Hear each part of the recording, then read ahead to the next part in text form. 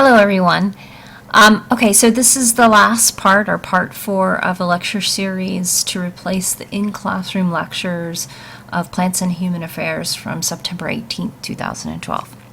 Okay, so in the last screencast, we talked about membrane systems. And we talked a little bit about the evolution of the membrane system within the eukaryotic cell and the fact that the nuclear envelope, the endoplasmic reticulum, the Golgi apparatus, and the plasma membrane were all very structurally similar to one another, and that it is from the sort of infolding of this plasma membrane here that we have the formation of the nuclear envelope and the membrane system that runs from that nuclear envelope all the way out to the plasma membrane to the exterior of the cell. Okay, so we talked a little bit about how that might have evolved. So here we have the nuclear envelope surrounding the chromosomes. Here's endoplasmic reticulum, and of course it would just take a small pinching off of that endoplasmic reticulum to form the Golgi body or the Golgi apparatus. And remember, there's a sort of very smooth connection here. You have the nucleus with the DNA that codes for the different kinds of proteins that are produced within the cell. So within the nucleus, you have the chromosomes, you have the nucleolus. Within the nucleolus, you have the production of ribosomes, which are then transported out of the nucleus and into the rough endoplasmic reticulum.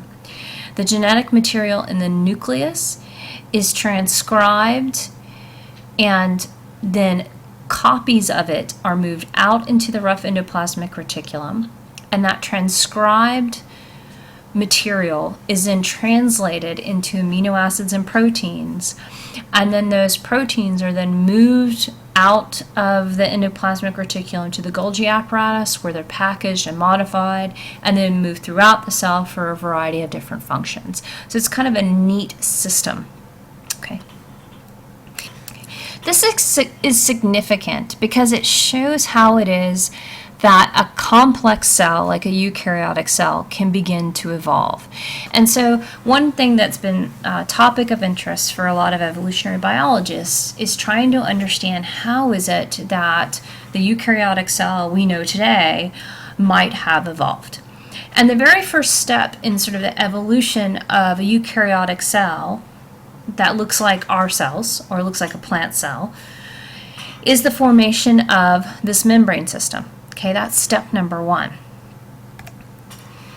Step number 2 is where did all of the organelles within the cell come from? And we're still trying to answer these questions, I should say. We still don't know a lot about the evolution of the eukaryotic cell, but we do know a lot about some of the important parts of the cell. For example, we know how it is likely that the membrane system, including the nuclear envelope, evolved within the cell. We just talked about that. But we're also really curious about where did these organelles, where did mitochondria and chloroplasts come from? How did they evolve? And there's this really great theory, and the theory is called the endosymbiosis theory. It was proposed by Lynn Margulis, who at the time was at the University of Massachusetts. And she proposed the idea, again, at this point it was a hypothesis, it is now a theory, so there's a lot of evidence to back up this idea now. But at the time it was a hypothesis about how it is that the modern eukaryotic cell might have evolved. Okay, so here's the long and short of it. So at one point we had some sort of primitive cell. Within the cell there was DNA, and the cell was surrounded by a plasma membrane. It's because it was due to infolding of the plasma membrane that the complex membrane system of the cell was formed. Okay, we just talked about that. So here's a picture of what that cell looks like now that its membrane system has formed. Then Lynn Margulis had an idea. She said, well, what I think happened evolutionarily was at some point, some sort of pro-eukaryotic cell, some sort of primitive cell with a membrane system, took in a bacterium. In this case, it's an aerobic bacterium, a bacterium that can carry out respiration. And instead of digesting that bacterium, which the cell would have probably done normally, it didn't. We don't know why.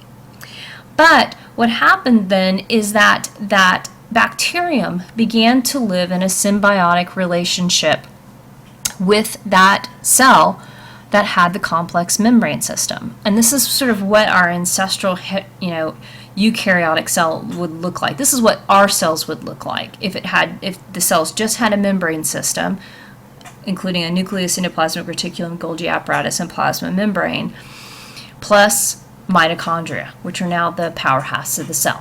Then she suggested that, okay, once we had this sort of this organism that had a complex membrane system and had engulfed a bacterium that could carry out respiration, and it had formed a symbiotic relationship with the cell, there was another line of cells that didn't just, that wasn't in the story.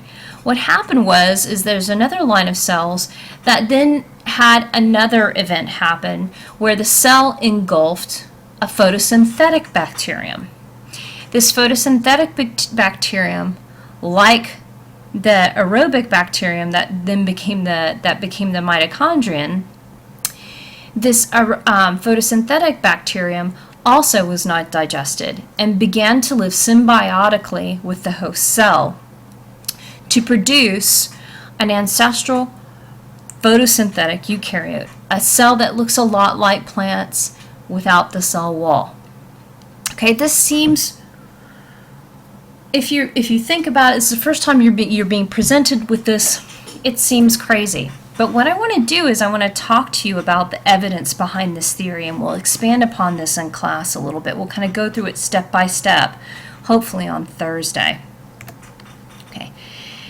So what kind of evidence is there that this is a plausible explanation for the evolution of animal cells and the evolution of plant cells? Okay, a couple of sources of evidence that mitochondria and chloroplasts were once free-living bacteria. One is the size. If you look at the size of a mitochondrion or you look at the size of a chloroplast, what you see is that they are about the size of an average bacterium. Okay, very, very similar in size. Okay, that's number one. Number two is, remember that I told you that that mitochondria and chloroplasts have their own DNA that's separate from the nucleus? If you look at their DNA, what you find is that within modern chloroplasts and mitochondria, the DNA is a single circular strand of DNA. And if you know anything about bacteria at all, you know that in bacteria there is a single circular strand of DNA. All other DNA in the eukaryotic cell is in the form of distinct chromosomes. It's not one single circular piece of DNA, it's several pieces of linear DNA. So the genomic organization of modern chloroplasts and mitochondria within the cell are like that of bacteria. They have circular pieces of DNA that are independent of the DNA in the rest of the cells.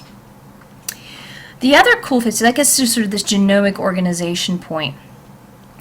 The other thing is that mitochondria and chloroplasts actually replicate themselves just like bacteria. So you have these, it's called binary fission. In other words, they literally split into two with the DNA distributed into those two packages. Mitochondria and chloroplasts divide exactly the same way in modern cells, in modern eukaryotic cells. They divide independently of the nucleus, and they divide by a process called binary fission. The other source of evidence for this, the evolution of the cell of these organelles, the chloroplasts and mitochondria, from these free-living organisms is the structure of the ribosomes. Now, ribosomes, I'm not going to go into the complexity of this, but ribosomes in bacteria and ribosomes in the rest of the cell in a eukaryotic cell, that is the ribosomes that are on the rough endoplasmic reticulum,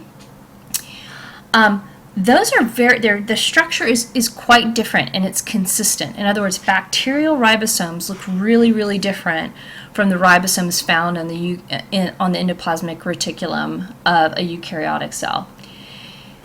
The chloroplasts and mitochondria of modern eukaryotic cells have ribosomes contained within them that are bacterial ribosomes. In other words, they have the same form of ribosomes as bacteria, and even though they're living within a eukaryotic cell, they have bacterial ribosomes within this larger eukaryotic cell. The last point I want to make, because we talked about genomic organization already, was that bacteria actually look like chloroplasts and mitochondria. So for example, this is an aerobic bacterium that possesses a respiratory membrane. And if you look at that membrane and you look at the structure of this cell, it looks a lot like the structure of the membranes in a mitochondrial cell. The same thing is true of photosynthetic bacteria. So if you look at this photosynthetic bacteria also have thylakoid membranes. Membranes very, very similar to the thylakoid membranes that are found within chloroplasts in the eukaryotic cell.